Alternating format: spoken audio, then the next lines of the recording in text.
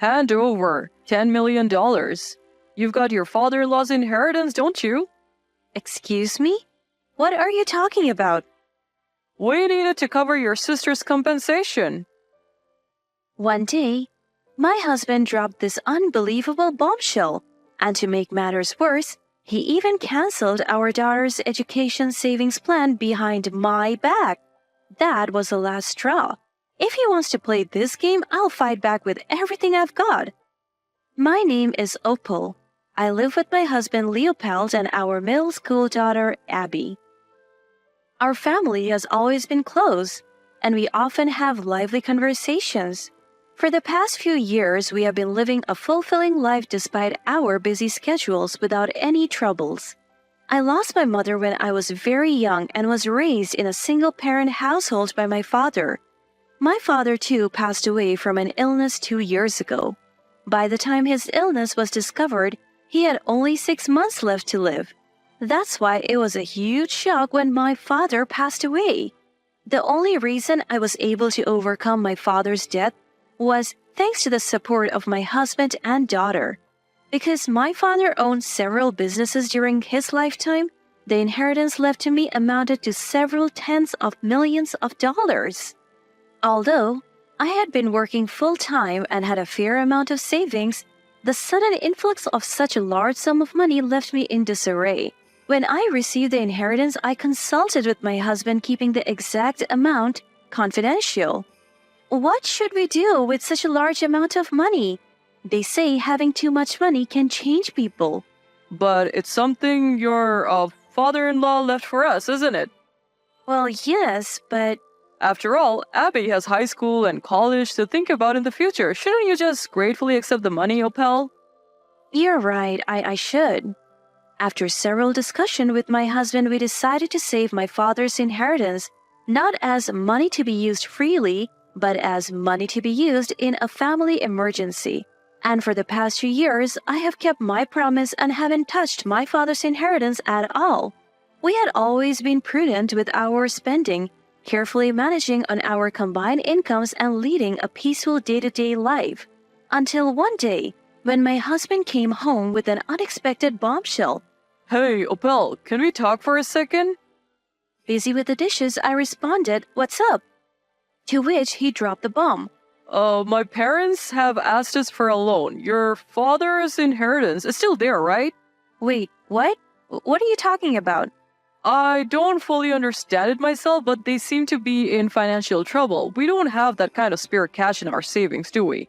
So I thought maybe from your father's inheritance? No. How can we lend them money without a clear reason? Caught off guard by his sudden and unreasonable request, I raised my voice. My husband sighed, looking annoyed, and began to explain. I didn't ask for details, but it's a fact that my parents are in a serious bind. But that doesn't mean we can it's unreasonable to ask for this all of a sudden, because even if they are in financial trouble, isn't it strange to give money from my father's inheritance? It's not strange, right? Wasn't it agreed upon that the inheritance is for family emergencies? My parents are in trouble. Isn't that an emergency enough? No matter what I said, he remained steadfast. A sense of disbelief and suspicion towards him grew within me. How much money was he talking about, and why from my father's inheritance? What does it mean if they need more than what's in our savings? Carrying these concerns, I hesitantly asked him, how much are we talking about here? About $10 million? Excuse me? I said $10 million. Your father's inheritance was way more than this, right? We can afford to lend it, can't we? Are you kidding me? There is no way we can lend that kind of money. It seemed that this figure was already decided between my husband and his parents, deciding on such a significant matter without any discussion with me. I couldn't describe my feelings as the rage towards my husband grew. I've already told my parents that we'll lend it to them. Against his blunt statement, I retorted as much as I could. In any case, we can't lend such a large amount. Sorry, but you have to decline. Hey, were you listening to me? I already told my parents that we are lending them the money. Enough. Fine, I'll go and tell them no myself. With a loud shout, I headed to my in-laws' house the very next day. Facing my in-laws, I confronted them immediately.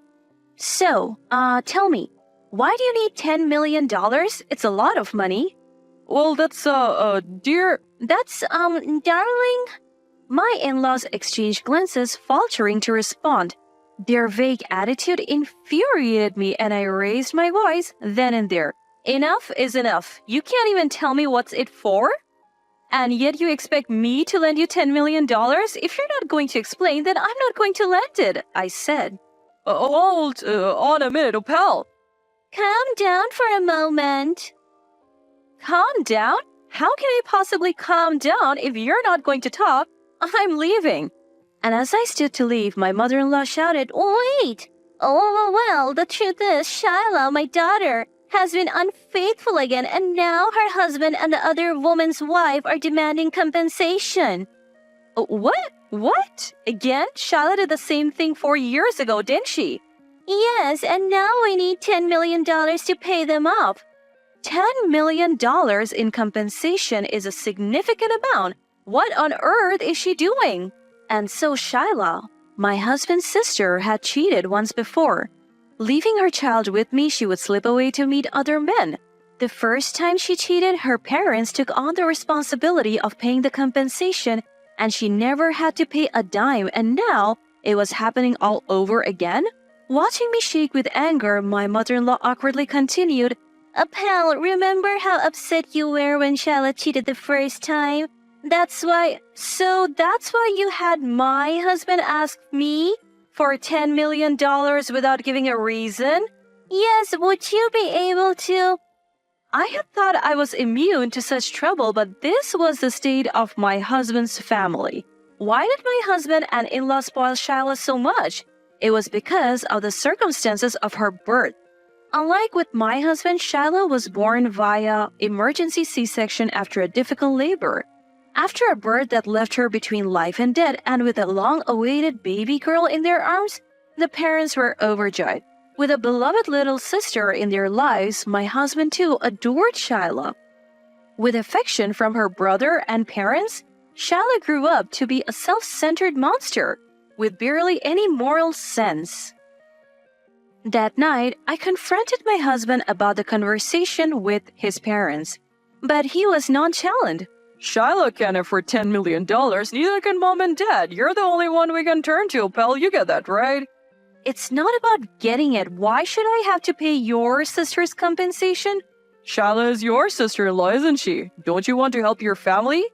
The reason we are in this mess again is because you bailed her out the last time she cheated. Well, you inherited money from your father, right? You won't be troubled by losing $10 million. Why should I have to use my precious inheritance from my father to pay for my sister-in-law's indiscretion? Furious at my husband's attitude, I made it clear to his parents over the phone the next day. I was called heartless and inhuman, but I ignored them completely. My husband, likely having been berated by his parents, turned a torrent of abuse on me. Why are you so callous? Don't you get it? It's not just Shiloh in trouble. Mom and Dad are struggling too. Do you even understand what callous means? This whole mess started with your sister. If she's done wrong, wouldn't she be the one to take responsibility? That's why I'm asking you for help in the first place. You know, they say money changes people. I never thought it was true until now. You've become a despicable person. What? Despicable? Really? They're trying to pay off his sister's infidelity costs with my father's inheritance? Isn't his family the ones with a messed up way of thinking? The next day, as I got home from work, our daughter was standing at the front door, tears in her eyes. Abby, sweetheart, what happened? Dad left us. What? Seeing my face, she broke into tears. Her clothes were all rumpled, a clear sign that she had been standing at the entrance in shock for a long time. I comforted her, and slowly she regained her composure. Tell me, what happened, honey? Dad started talking about canceling my education savings plans. What? He said that? My husband doesn't know where I keep the bank cards and certificates. So while I was out, he had apparently asked our daughter where they were. She knew that I managed the finances and asked him why. Because I'm canceling the education saving plans and insurance, was his reply. Does Mom know about this? It's not okay to do it without, her knowledge, she lightly warned him, but her caution was met with a fierce backlash. Your aunt is in trouble. Even you are siding with them? If you're so cold-hearted, you're no longer my daughter. Yelling at our daughter, he stormed out of the house. I was shaking with anger. Had he realized that getting money from me was impossible and decided to dip into our daughter's education savings plan? At that moment, I decided I couldn't continue with him. I quickly called my husband. Where are you right now? What's up, Apel? He responded arrogantly. Let me make it clear. I won't be coming back unless you say you will give Shyla some of your father's inheritance. It's okay if you don't come back. Just do whatever you want, making Abby cry? It's unbelievable. You, your parents, just how much will you pamper your sister? I just tried to cancel the education savings plans. I haven't done it yet, and it's natural to help your own family when they're in trouble. Okay, fine. So as long as you're helping your family, it doesn't matter how your actions affect ours? Well, now I understand. Just do whatever you want. I hung up the phone. I explained the situation to my daughter, and together we decided to leave this house. While packing up, I was continually wrestling with my own emotions. Could we really just leave? If I got a divorce, it would also be tough on Abby. But would it be worse than staying with a man like him? As if sensing my dilemma, my daughter smiled gently at me and said, Mom, don't worry about me. In fact, I don't want to be with someone who hurts you. But if we get a divorce, you will also have to. Changing schools? That's an invaluable experience, and I also despise Dad after today. I can't believe he tried to unilaterally cancel my education savings plans. Abby, thank you. No, thank you, Mom, for putting up with it until now. Come on, let's get ready. My prideful husband, as I thought, wouldn't be coming home for a while. As expected, that meant we could prepare for the move smoothly, and we were able to secure the apartment we had our eyes on quickly. At the same time, I began looking for a divorce lawyer. A few days after the move, my unrepentant husband started to send me persistent emails. My sister really needs it. You have to lend it to her. The education savings plan issue, I didn't really cancel it, right? We are family. Aren't we supposed to help each other in times like these? He didn't show any signs of remorse, and his messages were nothing but self-serving excuses. I was dumbfounded. I couldn't even reply. But I knew that without doing something, nothing would be resolved. I decided to take my lawyer and head to my in-laws. As soon as we arrived, my husband and in-laws began to berate me. How dare you bring a lawyer? All you had to do was lend us the money. That's right. Your sister-in-law is in trouble. Exactly, Apel. Please lend us a little. In response to my husband's final, We're family, I replied firmly, Family? No, we're getting a divorce, so we're not family. Caught off guard by my declaration of divorce, my husband's face was a picture of confusion. Divorce? You're joking, right? Why would I joke about something like this? You only see me as a cash cow? Even thinking of canceling your own daughter's education savings plans? And insurance? I can't possibly stay with someone like you. Wait a minute. You can't just divorce me over this. I was just trying to help my sister. Well then, why don't you help her on your own? But remember, do it by yourself. Don't rely on me. But we're family, right?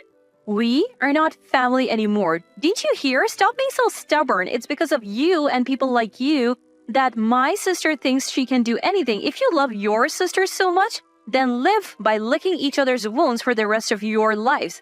This idiotic family. With an unprecedented level of volume in my voice, I silenced my husband and the in-laws. I slammed the divorce papers onto the table and, fueled by anger, left the in-laws' house. Afterwards, with the help of my lawyer, I managed to finalize the divorce. I made sure to request child support from my ex-husband. As for the sister-in-law who caused all this, it seems she's still living her lavish lifestyle. According to my divorced ex-husband and sister-in-law, she's making sure to collect both the compensation and child support payments in full every month. Of course, my sister-in-law couldn't possibly cover all the costs herself. I hear she's working in bars and nightclubs now. Her appearance is ragged and her hair is mottled mess of colors. She can't afford new clothes or even the luxury of dyeing her hair. It seems like she's just scrapping by every month. On top of that, her lover discarded her pretty quickly and now she's relying on her parents' help, living in their house feeling embarrassed. Cheating doesn't just leave you with nothing, it puts you in the negative. I can't fathom why they don't understand that. Really, they're a hopeless family all around. Even months after the divorce, I'm still getting those romantic emails from my ex-husband. I was wrong. I realized that the most important thing to me are Opel and Abby. I want to start over. Let's create a new story as a family of three. The only one I love is Opel, so let me reclaim our love. Of course, I'm not replying to any of them. He's also been sending my daughter these creepy emails. I've told her not to reply. I kept his contact info for the child support, but he's so relentless that I'm thinking of having my lawyer handle it from now on. It seems like Abby has adapted to her new school. She talks about her friends enthusiastically every day. Seeing her like this, I can finally relax a bit. From now on, I want Abby and me to combine our strength and enjoy our happy days together.